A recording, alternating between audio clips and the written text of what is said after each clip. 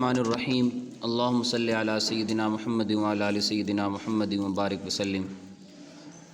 جی الادب العربی المولد فی الاندلس، وہ عربی ادب جو کہ اندلس میں پیدا ہوا، اندلس میں پلا بڑھا، اس کے بارے میں اس کے متعلق گفتگو کی جائے گی۔ یہاں پر ایک دو باتیں ذہن میں رہیں۔ پہلی بات تو یہ کہ بعض لوگ یہ سمجھتے ہیں کہ یہ جو ادب عربی فی الاندلس ہے یہ موضوع کوئی اتنا زیادہ اہم نہیں ہے، اور وہ اس موضوع کو جو ہے وہ چھوڑ دیتے ہیں۔ یہ بات ذہن میں رہے کہ پنجاب یونیورسٹی کے سلیبس میں الادب العربی فی الاندلس کا پیپر نہیں ہے۔ پنجاب یونیورسٹی میں یہ اگرچہ شامل ہے، صرف 2-3 شعراء ہیں، بس ان کے قصائد شامل ہیں، لیکن اگر آپ ملک کے طول و عرض میں پھیلی ہوئی دوسری یونیورسٹیوں کو دیکھیں، جیسا کہ IUB ہے، اسلامیہ یونیورسٹی باولپور ہے، BZU ہے، بہاؤالدین زکریا ملتان ہے، ان یونیورسٹیز کے سلیبس میں، اسی طرح اسلامک انٹرنیشنل یونیورسٹی ہے، نمل ہے، ان کے سلیبس میں، یعنی میکسیمم جو یونیورسٹیز ہیں ان کے سلیبس میں ادب عربی فی الاندلس موجود ہے اور بھرپور انداز میں موجود ہے۔ پنجاب یونیورسٹی میں یہ اگرچہ MA کے لیول پہ پراپر پیپر تو نہیں ہے، لیکن MPhil PhD لیول پہ باقاعدہ اس سبجیکٹ کو ٹچ کیا جاتا ہے، اس کو جو ہے وہ لیا جاتا ہے۔ اسی طرح نمل کے MPhil سلیبس کے اندر بھی یہ چیز شامل ہے۔ تو لہٰذا اس لحاظ سے دیکھا جائے تو چونکہ میجورٹی جو ہے اس میں یہ چیز موجود ہے، تو ادب عربی اندلس کو بھی اتنی ہی توجہ دینی چاہیے جتنی آپ باقی موضوعات کو، جیسے عصر عباسی کو، عصر اموی کو دیتے ہیں، جاہلی کو دیتے ہیں، اسلامی کو دیتے ہیں، یا عصر حدیث کو دیتے ہیں۔ تو ادب انحطاط اور عصر اندلس جو ہے ان کو بھی آپ کو اسی طرح جو ہے وہ توجہ دینی چاہیے، اور اسی طرح اس کو آپ کو لے کے چلنا چاہیے۔ اور یہ تو بات۔ دوسرا یہ کہ اس کے اندر جو اس کا شاعری والا پورشن ہے وہ زیادہ اہم ہے، اور اس کا جو دوسرا پورشن ہے وہ تھوڑا بنسبت اس کے ذرا کم ہے، لیکن بہر کیف چھوڑنا نہیں چاہیے، اس کو بھی پراپر جو ہے وہ آپ توجہ کے ساتھ جو ہے اس کو تیار کریں، خاص طور پہ اس میں موشحات آگے آ رہا ہے اس کو بھی۔ جہاں تک تاریخ کی بات ہے تو تاریخ میں یہ ہے کہ تاریخ کا جو موضوع ہے اس کو ہم پہلے ڈسکس کر چکے ہیں، اس کی ویڈیوز موجود ہیں میرے YouTube چینل کے اوپر، اگر آپ دیکھیں تو آپ کو اس میں تفصیل کے ساتھ جو اندلس کی جو تاریخ ہے وہ میں نے کور کروائی ہے۔ باقی اندلس کو کس زمانے میں شامل کرنا ہے، تو عصور کے لحاظ سے اندلس کا جو زمانہ ہے وہ بنیادی طور پہ دیکھا جائے تو 3 ادوار پہ پھیلا ہوا ہے۔ مثال کے طور پہ اس کی ابتدا جو ہوتی ہے وہ بنو امیہ کے زمانے سے ہی ہو جاتی ہے، تو لہٰذا جو ہم عصر اسلامی میں بنو امیہ یعنی 132 ہجری تک جب ہم آتے ہیں، تو 92 ہجری سے 132 ہجری تک کے درمیان 40 سال کا جو زمانہ ہے تو وہ ادب اندلس کا بنو امیہ کے ساتھ ہے۔ پھر اسی طرح جو یعنی 40 سال کے بعد 132 ہجری سے لے کے 656 تک کا جو زمانہ ہے، تو یہ دور جو ہے یہ ان کا بنو عباس کے ساتھ ہے۔ اور پھر اس کے بعد تقریباً 150 سال یعنی کہ 1258 سے لے کے 1492 تک یہ جو زمانہ ہے یہ ان کا عصر انحطاط کے ساتھ ہے۔ تو لہٰذا 3 ادوار کے اندر پھیلا ہوا یہ دور ہے جو کہ الگ سے ہے، اپنی ایک ذاتی حیثیت بھی رکھتا ہے، اور من وجہ اس کا جو لنک ہے وہ ان زمانوں کے ساتھ ادب کے اعتبار سے جب بات ہوگی تو ان زمانوں کے ساتھ بھی ہوگی اور اس سے ہٹ کے بھی ہوگی۔ تاریخ کے حوالے سے بات تفصیل سے ہو چکی ہے، میں اس تفصیل میں نہیں جانا چاہوں گا، لیکن صرف مختصراً جو ہے وہ اتنا ذہن میں رہے کہ یہ ولید بن عبد الملک کا زمانہ تھا۔ ولید بن عبد الملک کو یہ ایک اچھی یعنی اس کی طرف یہ ایک اچھی چیز جاتی ہے کہ ہندوستان میں بھی، سندھ میں بھی جو محمد بن قاسم آئے اور ادھر طارق بن زیاد جو گئے، موسیٰ بن نصیر اس کی گورنری میں، تو یہ ولید بن عبد الملک اس وقت جو تھا وہ خلافت بنو امیہ کا جو یعنی اس وقت خلیفہ وہ تھا، تو لہٰذا اس طرف لشکر کشی ہوئی۔ افریقہ، یہ بالکل افریقہ کے سامنے پڑتا ہے جو اندلس کا علاقہ ہے، اس وقت 2 ملک ہیں وہاں پہ، ایک جو ہے وہ پرتگال ہے اور دوسرا اسپین ہے۔ یہ 2 ملک اس وقت وہاں موجود ہیں، اور یونان، سائپرس کے کچھ جزائر بھی اس میں شامل ہیں، اور یہ یورپ کے اگر اس نقشے پہ دیکھا جائے تو یہ اس کے جنوب مغرب میں تقریباً پڑتا ہے۔ افریقہ کے سامنے بالکل سمندر کراس کرے تو آگے سارا اندلس ہے۔ کسی زمانے میں قدیم تہذیبیں ہوئی ہیں، اس میں یورپ سارا جنگل ہوتا تھا اور اس کی ساری تہذیب تمدن ترقی جو تھی وہ اندلس میں ہی جو ہے وہ موجود تھی، اور یہ مختلف بڑے بڑی جو عیسائی بادشاہتیں ہوئی ہیں ان کا دارالحکومت اور مرکز رہا ہے۔ خاص طور پہ رومیوں کے دور میں یہاں بہت ترقی اور عروج تھا۔ افریقن جو ممالک ہیں، جو عربی 10 افریقی ملک ہیں، ان ملکوں کے اندر جب اسلام پھیلا اور اسلام نے وہاں علاقے فتح کرنا شروع کیے تو افریقہ کا جو گورنر ہے وہ موسیٰ بن نصیر کو بنایا گیا، اور موسیٰ بن نصیر کا یہ لے پالک بچہ تھا طارق بن زیاد، جو انتہائی چھوٹی عمر میں بہت بڑا جرنیل ثابت ہوا، اور یوں جو ہے وہ بعض ملاحوں کی شکایت پہ، جن کی کشتیاں لے لیتے تھے، ان سے ظلم کرتے تھے، تو ان کی شکایت پہ یہ چھوٹا سا لشکر لے کے وہاں بڑا، اور یوں تفسیر اس کی اس ویڈیوز میں موجود ہے، وہاں سے آپ دیکھ سکتے ہیں۔ تو یہ اندلس کا جو ہے وہ ابتدائی زمانہ یہاں سے شروع ہو گیا۔ تو یہ شروع ہوا، اور یہ تقریباً جب جہاں پر حکومت یعنی 750 میں عباسی دور حکومت آتا ہے، عیسوی لحاظ سے ہم زیادہ کوشش کریں گے بات کرنے کی، کیونکہ اس دور کو عیسوی لحاظ سے آپ بہتر سمجھ سکتے ہیں۔ تو 711 یا 712 محمد بن قاسم کی آمد سندھ میں، اور یہی دور ہے طارق بن زیاد کی آمد اندلس میں۔ تو 711 یا 12 سے لے کے 750 تک کا جو زمانہ ہے، یہ 40 سال تقریباً بنتے ہیں۔ یہ 40 سال کا جو دور ہے، اس دور کو ہم ابتدائی دور شمار کرتے ہیں، اور یہ وہ دور ہے جس کے اندر پہلے کچھ فتوحات ہو گئیں، اور اس کے بعد گورنرز وغیرہ کا سلسلہ شروع ہوا، یعنی جس کو ہم موالیوں کا دور کہتے ہیں، ولات کا دور، یہ آپ کہہ سکتے ہیں اس کو۔ اس کے بعد جب بنو امیہ کا قتل عام شروع ہوا عباسیوں کی طرف سے، تو ایک شہزادہ عبد الرحمن وہ وہاں سے بھاگا، اور وہ بھاگ کے جو ہے وہ افریقہ کے جنگلوں سے ہوتا ہوا جو ہے وہ یورپ ادھر پہنچ گیا، دریا اس نے سمندر کراس کیا اور وہ یورپ میں داخل ہو گیا، اور یوں باقاعدہ طور پہ حکومت قائم ہوئی۔ عبد الرحمن الداخل نے امویوں کی حکومت قائم کی۔ یہ 756 میں تقریباً 4-5 سال فتنوں میں گزرے، اور 756 میں باقاعدہ یہ حکومت جو ہے وہ قائم ہو گئی۔ 750 میں عباسی آئے ہیں، اور ان سے 5 یا 6 سالوں کے اندر اندر وہاں پہ حکومت جو ہے وہ پراپر حکومت عبد الرحمن الداخل نے قائم کی، لمبی حکومت کی۔ آنے والے بادشاہ بھی اچھے تھے، یہاں تک کہ عبد الرحمن الناصر آیا، اسی کے خاندان کی 5ویں پشت یا 7ویں پشت پہ تھا عبد الرحمن الناصر۔ عبد الرحمن الناصر آیا تو عبد الرحمن الناصر نے انتہائی اس کے ساتھ حکومت کی، اور اس نے جو بنو امیہ کا ایک ٹائٹل چلتا آ رہا تھا اس کو ختم کر دیا بالکل، یا کیونکہ ان کی شادیاں اندلسیوں میں ہوتی رہیں، تو ان کی جو مطلب بیویاں تھیں وہ وہاں کی مقامی تھیں، تو لہٰذا وہ تھوڑی سی عصبیت بھی آ گئی، تو لہٰذا مقامیوں کا کچھ عمل دخل، تو لہٰذا عبد الرحمن الناصر نے اموی ٹائٹل ختم کر دیا، عربی ٹائٹل ختم کر دیا، اور خلافت جو ہے وہ قرطبہ کی بنیاد رکھی۔ تو لہٰذا اب یہاں سے پراپر یہ لوگ آزاد ہو گئے، اور ان کا مرکز سے بالکل لنک ختم ہو گیا، ہر طرح کا لنک مرکز سے ختم ہو گیا، اور خلافت قرطبہ الگ سے ایک خلافت قائم ہوئی، جسے عبد الرحمن داخل نے جو ہے وہ 929 عیسوی میں قائم کیا۔ تو چنانچہ پھر یہ دور چلتا رہا، 1008 تک کھینچ کھانچ کے اس کو لے گئے، اگرچہ فتنے آنا شروع ہو گئے اور کمزور ہو گئی، لیکن منیمم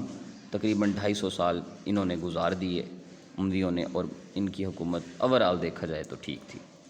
پھر اس کے بعد یعنی دور بنو امیہ جو کہ 756 سے شروع ہوتا ہے، اور پراپر جو 773 سے اس کی بنیاد ڈالی جاتی ہے، اور 1008 تک وہ اس کو کھینچ کھانچ کے لے جاتے ہیں۔ پھر اس کے بعد دوسرا دور جو آتا ہے، وہ دور اس کو طوائف الملوکی کا دور کہتے ہیں، یعنی چھوٹے چھوٹے بادشاہ، کیونکہ حکومت بکھر گئی، ٹوٹ گئی، عیسائیوں نے حملے شروع کر دیے، تو 1008 سے 1091 تک تقریباً جو درمیان کے 82-83 سال گزرتے ہیں، یہ اس میں کوئی بڑا حکمران نہیں ابھرتا، کوئی بڑی حکومت قائم نہیں ہوتی، بلکہ چھوٹے چھوٹے بادشاہ مقامی لیول پہ مسلمانوں کے جو ہے وہ بنتے رہتے ہیں۔ تو یہ طوائف الملوکی کا زمانہ تھا۔ پھر اس کے بعد یوسف بن تاشفین ایک بڑا لیڈر جو ہے وہ افریقی قبائل سے ابھر کے آتا ہے،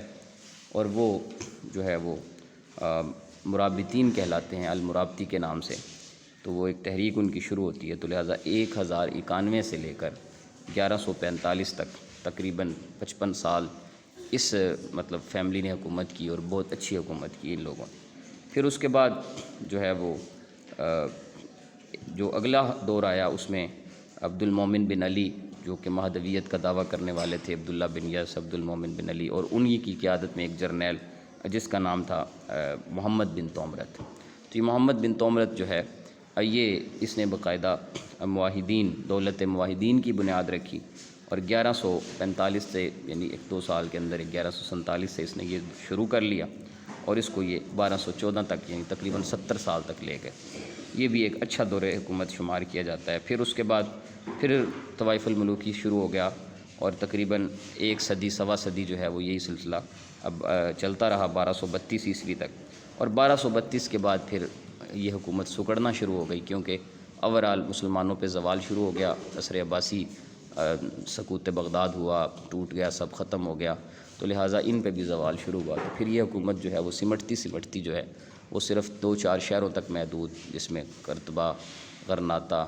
اور یہ بس 2-4 شہروں تک محدود رہ گئی تھی۔ اور پھر اس کو ایک خاندان نے ذرا سنبھالا دیا، جس خاندان کو بنو نصر کہتے ہیں، بنو عامر بھی ان کو بعض دفعہ کہا جاتا ہے۔ انہوں نے اس کو تھوڑا سنبھالا دیا، اور وہ اس کو گھسیٹتے انہوں نے تقریباً نہ کرتے بھی 2-2.5 صدیاں انہوں نے گزار دیں، اور وہ 1232 سے شروع ہوئے تھے اور 1492 تک مسلمانوں کی اس عظیم سلطنت کو لے گئے۔ اور پھر آپ نے وہ مصطفیٰ لطفی منفلوطی کا وہ الذکرہ پڑھا ہوگا، جس میں وہ روتا ہے اور دھوتا ہے، اور وہ اس میں وہ تذکرہ کرتا ہے اس آخری بادشاہ کے وہاں سے نکلنے کا، رسوائی کا، جس کو ایک بوڑھا جو ہے وہ عبرت دلا رہا ہوتا ہے پہاڑ کی اوڑ میں کھڑے ہو کے۔ تو یہ یہاں تک جو ہے وہ 1492 تک یہ حکومت آئی ہے۔ اس کو ہم جو ہے وہ عصر اندلس کہتے ہیں۔ امید ہے آپ کے کانسیپٹ کلیئر ہو گئے ہوں گے۔ اب میں چلتا ہوں اس کو لے کے۔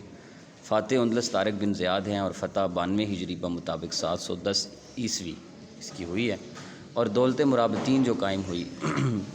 وہ 1091 یعنی ہجری اعتبار سے 484 ہجری، اور میلادی اعتبار سے 1091 میلادی۔ اور دولت مواحدین جو قائم ہوئی ہے وہ 1146 میلادی میں قائم ہوئی، اور مواحدین کو قائم کرنے والوں میں محمد بن تومرت کا نام آتا ہے۔ اور مواحدین کی جو دولت ہے وہ 1270 یا 1269 یعنی 668 ہجری میں جو ہے وہ یہ دولت ختم ہوئی۔ اس کے بعد پھر بنو احمر، جن کو بنو نصر کہتے ہیں، وہ غرناطہ میں انہوں نے ایک اپنی چھوٹی سی سلطنت کی بنیاد ڈالی تھی، اور وہ پھر اس کو لے کے چلتے رہے 897 ہجری یعنی کہ 1492 عیسوی تک۔ تو یہ دولت بنی احمر ختم ہو گئی، اور اس کے بعد پھر یہ اندلس کی حکومت بالکل ختم ہو گئی۔ اور عرب جو ہے وہ غرناطہ کو تشبیہ دیتے ہیں دمشق سے۔ اگر آپ نے اس کی تفصیلات دیکھنی ہو تو نفع الطبیب یا طیب نامی ایک کتاب ہے المقری کی، اس میں آپ دیکھ سکتے ہیں۔ اور اندلس کے وصف میں کسی ابن خفاجہ مشہور شاعر ہے، اس نے یہ کہا تھا کہ یا اہل اندلو یعنی اے اندلسن للہ درکم ماؤ، کہ اے اہل اندلس تمہارے پانی میں بھی کیا خوبی ہے، اور تمہاری جو یعنی تمہارے سر چشمے اور تمہارے جو باغات ہیں ان کے جو سائے ہیں، کہ ما جنت الخلد الا فی دیارکم، جنت جو ہے وہ کہیں نہیں مگر تمہارے دیار میں۔ وہذہ کنت لو خرت اختارو، اور میں اگر مجھے یہ اختیار دیا گیا کہ جنت کو لے لو یا اندلس کو لے لو تو میں اندلس کو لینا ہی پسند کروں گا۔ مشہور خطیب جو عبد الرحمن ناصر کے زمانہ میں تھا وہ ولید بن عبد الرحمن تھا، اور اسی طرح جو مشہور خطیب مرابطین کے زمانہ میں جو ہوا ہے یعنی کہ یوسف بن تاشفین وغیرہ کے زمانہ میں، تو وہ عبداللہ الفخار تھا۔ اب ہم اس کے کچھ ادیبوں کی بات کریں گے جو بڑے ادیب ہوئے ہیں عصر اندلس میں۔ ابن عبد ربی جو کہ قرطبہ اندلس میں پیدا ہوئے ہیں 246 ہجری کو، ان کا اصل نام احمد بن عبد ربی ہے، اور ان کی مشہور تصنیف جس سے وہ پہچانے جاتے ہیں وہ العقد الفرید ہے۔ اور العقد الفرید یہ ایک موسوعہ ہے ادب کا جو ہے وہ 25 جلدوں میں پر مشتمل ہے۔ اس کے علاوہ ابن عبد ربی نے شاعری میں بھی تبازمائی کیا ہے، اور ان کے مشہور جو قصائد ہیں اس کو ممحصات کے نام سے جمع کیا ہے۔ ان کی وفات 328 ہجری میں ہوئی ہے۔ ابن شہید بھی قرطبہ اندلس میں پیدا ہوئے۔ ان کا نام ابو عامر احمد بن مروان تھا۔ ان کی ولادت 382 میں ہوئی، اور ان کے جو علمی آثار ہیں نثر میں وہ کشف الدق و آثار الشک ہے، اور جو ہے وہ من اشہر سائل ابن شہید۔ ان کی جو وجہ شہرت ہے وہ رسالۃ الطوابع والضوابع ہے۔ نقد ادبی میں اس کی وضاحت دے چکا ہوں کہ رسالۃ الطوابع والضوابع جو ہے وہ کیا ہے، جنات پر مشتمل جو انہوں نے نام رکھے ہوئے تھے، تو میں اس کی وضاحت پہلے دے چکا ہوں۔ اور ما رأی ابن شہید عن الحروف کے متعلق ان کی رائے یہ تھی کہ حروف جو ہیں وہ انساب و قرابات تبدو فی ترکیب الالفاظ، وہ آپس میں ایک دوسرے کے رشتہ دار ملتے جلتے ہیں، اور یہ اس کی جو ظہور ہوتا ہے وہ الفاظ کی ترکیب کے ساتھ، یعنی جب ہم کلمہ یا جملہ بناتے ہیں تب ہوتا ہے۔ اور ان کی وفات 426 ہجری میں ہوئی ہے۔ اس کے بعد آ جاتے ہیں ابن خاقان۔ یہ غرناطہ میں پیدا ہوئے اور ان کا نام ابو نصر فتح بن محمد تھا، اور ابن خاقان جو ہیں ان کو منصب وزارت دی گئی غرناطہ سلطنت کی، اور ان کے اہم جو علمی کام ہیں اس میں قلائد الاقیان فی محاسن الاعیان ہے، اور ابن خاقان کی ایک اور کتاب مطمع الانفس و مسرح المتعنس فی ملح اہل الاندلس کے نام سے ان کی ایک مشہور تصنیف جو ہے وہ اور بھی ہے۔ اس کے بعد ہے جی ان کی جو وفات ہوئی ہے وہ 535 ہجری میں ہوئی ہے۔ اس کے بعد جی ابن حزم جو ہے وہ بھی قرطبہ اندلس میں پیدا ہوئے، اور ان کی جو ولادت ہے وہ 384 ہجری میں ہوئی، اور ان کا نام ابو محمد علی بن احمد تھا، اور ابن حزم کی محبوبہ کا نام نعم تھا، اور ابن حزم جو ہے وہ لم یغیر ثیابہ بعد وفاتی حبیبتہ، اپنی محبوبہ کی وفات کے بعد انہوں نے تقریباً 7 ماہ تک اپنے کپڑے نہیں بدلے تھے، تو یہ بات بھی ان کی مشہور ہوئی تھی۔ اس کے علاوہ ابن حزم جو ہیں ان کی جو مشہور کتاب ہے وہ انصاب میں ہے، کتاب الجمہرہ، اور اسی طرح جو ہے ابن حزم کی ادب میں توق الحمامہ نامی کتاب ہے، اور ابن حزم نے توق الحمامہ میں جو تقسیم کیا ہے اس کتاب کو 30 ابواب میں، اور اس کا موضوع محبت ہے، اور ان کی وفات ابن حزم اندلسی کی وفات 456 ہجری میں ہوئی۔ اس کے بعد ہے جی ابو بکر الطرطوشی، یہ طرطوشہ جو ہے یہ اندلس کے مشرقی علاقے میں واقع ایک جگہ ہے، وہاں پہ پیدا ہوئے، ان کا نام محمد بن ولید تھا، اور ان کی مشہور جو کتاب ہے وہ سراج الملوک ہے، اور اسی طرح سیاسہ والادارہ اس کا جو موضوع ہے اس کتاب کا، اور اس کی وفات جو ہے وہ 520 میں ہوئی۔ ابن بسام اندلسی یہ شنترین نامی بستی تھی جو کہ اندلس کے مغربی علاقے میں تھی، وہاں پہ پیدا ہوئے، اور ان کا نام ابو الحسن علی بن بسام الشنترینی ہے، اور ان کی مشہور کتاب الذخیرہ فی محاسن اہل الجزیرہ تاریخ میں، اور اسی طریقے سے اس میں انہوں نے جو ادب کے معروف بڑے لوگ ہیں ان کے تراجم دیے ہوئے ہیں، 154 لوگوں کے تراجم موجود ہیں، اور ان کی وفات 542 میں ہوئی ہے۔ ابن بشکوال یہ بھی ایک ادیب ہے جو کہ اشبیلیہ اندلس میں پیدا ہوئے، اور ان کی ولادت 494 میں ہوئی، اور ابن بشکوال کا اصل نام ابو القاسم خلف بن عبد الملک ہے، اور ان کی مشہور جو تصنیفات ہیں اس میں الصلہ فی تاریخی ائمۃ الاندلس ہے، اور الغوامض والمبہمات من اسماء رجال الحدیث، اور اسی طرح ابن بشکوال نے ترتیب دیا اپنی کتاب الصلہ فی تاریخ ائمۃ الاندلس کو ترتیب ہجائی کے اعتبار سے، حروف ہجا کے لحاظ سے ترتیب دیا، اور ان کی وفات 578 میں ہوئی ہے۔ اس کے بعد ابن الابار آ جاتے ہیں جو کہ بلنسیا، یہ بھی اندلس کے ہی ایک علاقہ تھا، وہاں پہ پیدا ہوئے، اور ان کی ولادت 595 میں ہوئی، اور ان کا پورا نام محمد بن عبداللہ تھا، اور ان کی مشہور کتاب التکملہ لکتاب الصلہ ہے، کتاب الصلہ ہے، اور ابن الابار کا ایک اور کام ہے المعجب فی اصحاب القاضی الامام ابو علی الصدفی، اور اسی طرح الحلۃ السیراء، اور ان کی جو وفات ہے وہ ہوئی ہے جی 657 ہجری میں۔ اس کے بعد ابن زیدون، یہ جو میں نے ابھی 2-3 نام ذکر کیے ہیں یہ تھوڑے غیر عام ہیں، کوشش کریں کہ آپ اس کو پورا یاد کر لیں، اگر نہ بھی ہو تو کم از کم ان کی کتابیں یاد کر لیں۔ ابن زیدون یہ اہم شخصیت ہے، ابن زیدون اس کو بالکل نہیں چھوڑنا۔ ابن زیدون جو ہیں یہ قرطبہ اندلس میں پیدا ہوئے، اور ان کو بحتری الغرب بھی کہا جاتا ہے، اگرچہ بحتری الغرب جو ہے وہ اندلس کے اور بھی شعراء کی طرف اس کی نسبت کی جاتی ہے، مثلاً کہ ابن ہانی ہے، تو یہ بعض دفعہ تخلصات اور جو القابات ہوتے ہیں یہ ایک لقب کئی لوگوں کو دیا جا سکتا ہے، تو اس میں کوئی ایسی وہ نہیں ہے، تو بحتری الغرب ان کو کہا جاتا ہے۔ ابن زیدون کو ذی الوزارتین بھی کہا جاتا ہے، کیونکہ ان کے پاس جو وزارتی القلم والسیف، یعنی یہ کاتب بھی تھے اور وزیر بھی تھے۔ یہ دولت بنو جہور جو تھی اندلس کی اس زمانے میں 394 ہجری میں پیدا ہوئے، اور یہ وہ شاعر ہیں جن کی شہرت ہوئی کہ انہوں نے خلیفہ کی بیٹی یعنی ولادہ بنت مستکفی باللہ جو ہے اس کے ساتھ ان کی محبت ہوئی، اور انہوں نے الرسالہ ہزلیہ لکھا، ان کے رسائل میں رسالہ جدیہ و ہزلیہ، جد کہتے ہیں سنجیدگی کو اور ہزل کہتے ہیں مزاح کو، اور ان کی جو وفات ہوئی ہے وہ 463 میں ہوئی ہے۔ لسان الدین ابن خطیب، ان کی ولادت لوشا اور بعض کہتے ہیں غرناطہ میں ہوئی ہے، اور ان کا جو نام تھا وہ محمد بن عبداللہ تھا، اور ان کی جو وفات ہے وہ 776 میں، اور ان پہ زندیقیت کی تہمت بھی لگی تھی، زندیق ہونے کی،